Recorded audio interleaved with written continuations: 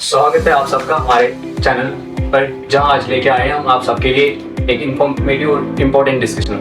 मैं हूं आपका होस्ट इनायत और आज का एपिसोड उन सभी स्टूडेंट्स के लिए बड़ा खास होने वाला है जो कभी भी अब्रॉड में स्टडी या जॉब का प्लान कर रहे हैं। जैसे आप सभी जानते हैं, वीज़ा एक बड़ा चैलेंजिंग और मुश्किल काम हो सकता है, बहुत सारी रूल्स, डॉक्यूमेंट्स और इंटरव्यूज़। लेकिन टेंशन मत लीजिए, आज हमारे साथ हैं एक ऐसे गेस्ट जिनका नाम मिस प्रियंका ठाकुर है, जो मैनेजर हैं डिवीजन वे, जो एक इमिग्रेशन कंपनी है। तो बिना रुके आज हम जानेंगे कौन सी कंट्री बेस्ट है और कैसे हम अपना वीज़ा अप्रूवल चांसेस बढ़ा सकते हैं। चलो शुरू करते हैं। स्वागत है प्रियंका मैम आपको हमारे पॉडकास्ट पर। नमस्ते व्यूअर्स, आदाब, सत श्री अकाल। तो आज थैंक्स फॉर यू तो मेरे को यहाँ पर बुलाने के लिए। और तो स्टार्ट करते हैं हम वीज़ा पर चर्चा। जी थैंक यू मैम। सबसे पहले हम जानना चाहते हैं आपसे कि स्टूडेंट कैसे डिसाइड कर सकता है कि कौन सी कंट्री स्टूडेंट के लिए बेस्ट रह सकती है। ठीक है मैम, बहुत अच्छा क्वेश्चन है आपका ये कि कैसे डिसाइड कर सकता है। देखो, सबसे पहले तो ये है कि स्टूडेंट की क्या डेस्टिनेशन है, कौन सी कंट्री के लिए वो जाना चाहता है, वो शुरू से ही उसको प्लान करना पड़ता है। ठीक है, तो हर एक कंट्री का अपना अपना क्राइटेरिया है। जैसे अगर किसी बच्चे ने ऑस्ट्रेलिया जाना है, या किसी बच्चे ने कनाडा जाना है, या किसी बच्चे ने क्या यूके जाना है, तो उसके लिए हर एक प्रोफाइल का अपना अपना क्राइटेरिया होता है। ठीक है, तो उसके लिए वो पहले ही माइंड में रख ले कि मैंने इस कंट्री के लिए जाना है। वो पहले ही स्टार्ट कर दे अपने दस्तावेज को कंट्रीब्यूट करने के लिए कि हाँ, कि मैंने इस कंट्री के लिए जाना है। तो मैं आपको ये बताना चाहिए कि उसके लिए वो पहले से रिसर्चिंग स्टार्ट कर दे। और सबसे पहले अपने रिसर्चिंग पॉइंट का होगा वो बेस्ट इमिग्रेशन कौन सी है। तो क्योंकि इमिग्रेशन अगर बेस्ट चूज करेगा तो उसको अपने आप ही नॉलेज मिल जाएगी कि मेरा जो वीजा है वो कहाँ के लिए वो अप्रूव्ड जो है उसके हाई चांसेस है। मैम, मैं आपसे जानना चाहता हूँ एक स्टूडेंट्स को कौन से डॉक्यूमेंट्स की जरूरत पड़ती है, जैसे कि डिफरेंट कंट्रीज में जाने के लिए, यूएस, कनाडा, ऑस्ट्रेलिया, कौन सी डॉक्यूमेंट्स की नीड पड़ती है? ओके इनायत, इसमें हर एक कंट्री की अपनी अपनी कैटेगरी है, बट इसमें जो बेसिकली जो रिक्वायरमेंट्स होती है उसमें रिक्वायरमेंट्स की बात करो, 10th होता है, 12th होता है, आपका डीएमसीज होती हैं आपकी, और मेन जो प्रोविजनल डिग्री होती है, और मेन जो चीज़ होती है वो आईएलटीएस होती है और पासपोर्ट।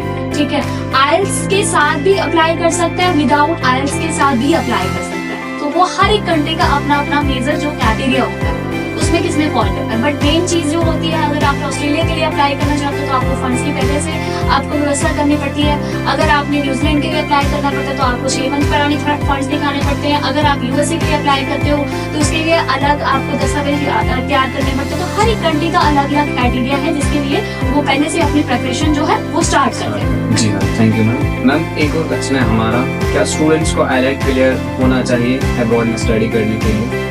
ऐसा नहीं है ना, आईएलटीएस एक लैंग्वेज है। ठीक है, आईएलटीएस का एक क्राइटेरिया है कि आपने अगर अब्रॉड की स्टडी करने के लिए जाना है, इंटरनेशनल स्टडी करने जाना है, तो एक क्राइटेरिया है कि वो मीट करना चाहिए। जैसे अगर मैं नॉर्मली आपको एग्जांपल देती हूँ, आपने अगर यहाँ पे सीएसई कॉलेज के लिए अप्लाई करना था या कोई यूनिवर्सिटी के लिए अप्लाई करना चाहिए, तो आपका एक मीट क्राइटेरिया होता है कि ये 60% मार्क्स होने चाहिए +2 में, या 70% मार्क्स होने चाहिए, तो आपको एलिजिबिलिटी क्राइटेरिया होगा तो आपको सीट मिलेगी। ऐसे ही हर एक यूनिवर्सिटी और ऐसे ही हर एक ऑस्ट्रेलिया, अमेरिका या यूके या कनाडा, हर एक यूनिवर्सिटी का, हर एक कॉलेज का या हर एक कंट्री का अपना अपना क्राइटेरिया है। तो वो मीट करना चाहिए और देन वो अप्लाई कर सकते हैं। तो इसके लिए आपको नॉलेज जो है वो पहले से ही स्टार्ट करनी पड़ेगी कि किस कंट्री के लिए मैं मीट करना चाहता हूँ, किस कंट्री के लिए, मतलब आपको मैं अगर बताना चाहूँ तो ये +2 के पहले ही आपको ये सजेशन लेना चाहिए कि मैं कौन सा सब्जेक्ट रखूँ। जैसे हमारे पास अभी कितने इमिग्रेशन में बच्चे आते हैं कि मैम मैंने तो 12th की है, मैम मैंने तो आर्ट्स में की है, क्या मैं एलिजिबिलिटी क्राइटेरिया हूँ ऑस्ट्रेलिया के लिए, क्या मैम यूएसए के लिए मैं जा सकता हूँ, क्या मैम मेरे पास इतने फंड्स होने चाहिए कि मैं अपना अप्लाई कर सकता हूँ। तो ये चीज़ें के लिए उनको पहले से प्रिपेयर करना पड़ना है। ठीक है, कि हमें कौन सी एलिजिबिलिटी क्राइटेरिया के लिए हम मीट कर सकते हैं, कौन सी एलिजिबिलिटी क्राइटेरिया के लिए हम मीट नहीं कर सकते। तो इसके लिए उनको बेस्ट जो है इमिग्रेशन के वहाँ पे जाना चाहिए जिससे उनको पूरी जो नॉलेज है वो गेन कर सके। फाइनेंशियल प्रूफ कितना जरूरी है और स्टूडेंट को कितने पैसे दिखाने होते हैं वीजा अप्रूव करने के लिए? ओके इसमें अगर मैं बात करूँ कि कितने वीज़ा दिखाने चाहिए और कितने फाइनेंशियल दिखाने चाहिए, ये भी अगर मैं बात करूँ तो हर एक कंट्री का अपना अपना क्राइटेरिया है।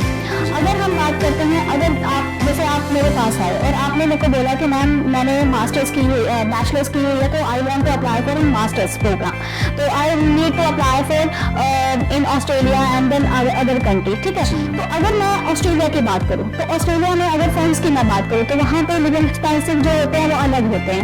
अगर मैं यूके की बात करूँ वहाँ पे लिविंग एक्सपेंसिव अलग होते हैं। अगर मैं यूएसए की बात करूँ वहाँ पे लिविंग एक्सपेंसिव अलग होते हैं। तो हर एक यूनिवर्सिटी का अपना अपना क्राइटेरिया है। जैसे नंबर 1 यूनिवर्सिटी में जाना तो वहाँ पे क्राइटेरिया अलग है, नंबर 2 यूनिवर्सिटी में जाना तो वहाँ पे क्राइटेरिया अलग है।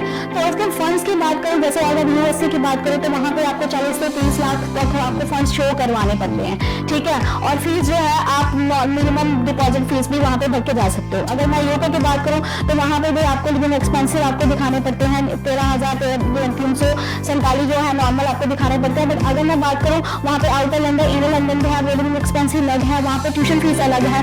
ये बात मैं बात करूँ, अगर मैं ऑस्ट्रेलिया की बात करूँ वहाँ पे 29,710 है, वहाँ पे वो लिविंग एक्सपेंसिव दिखाने पड़ते हैं, दिखाना पड़ता है। तो अलग अलग कंट्री का अलग अलग है, ठीक है, क्राइटेरिया है।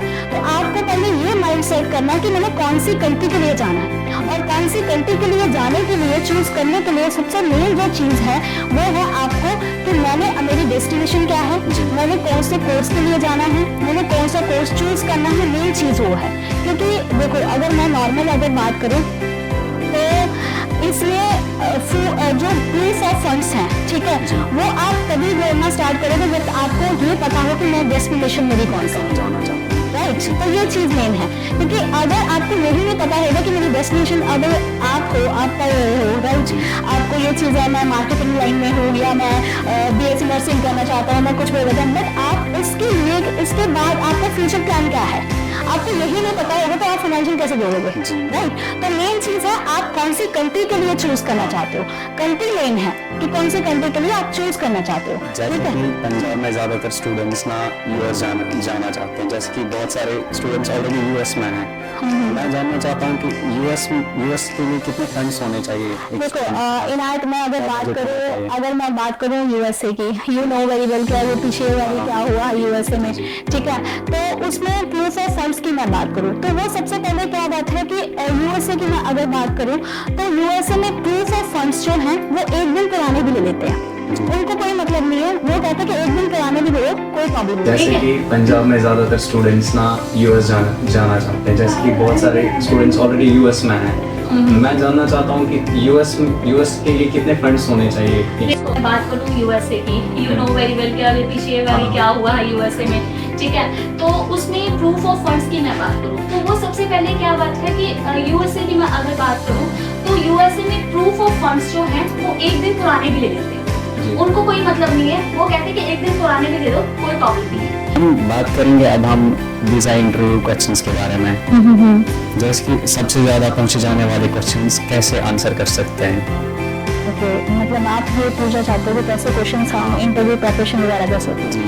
देखो यहाँ पे मैं फिर ये चीज़ बोलूँगी, इंटरव्यू प्रिपरेशन हर एक यूनिवर्सिटी, अगर मैं ऑस्ट्रेलिया की बात करूँ, अगर मैं यूके की बात करूँ, अगर मैं यूएसए की बात करूँ, यूएसए जो है आपने पहले क्वेश्चन पूछा था मेरे को यूएसए की इंटरव्यूज़ के लिए, तो यूएसए जो है ही सारा कुछ है, डिपेंड वीज़ा है वो है ही इंटरव्यू के बेसिस पे, ठीक है। इंटरव्यू की तैयारी करवाना, इंटरव्यू को रेडी करवाना, उसके लिए भी एक टीम जो है वो हायर उसको क्वालिफिकेशन में चाहिए, मतलब हायरली उसको क्या सारी नॉलेज होनी चाहिए, वो यहाँ पे डिपेंड करता है।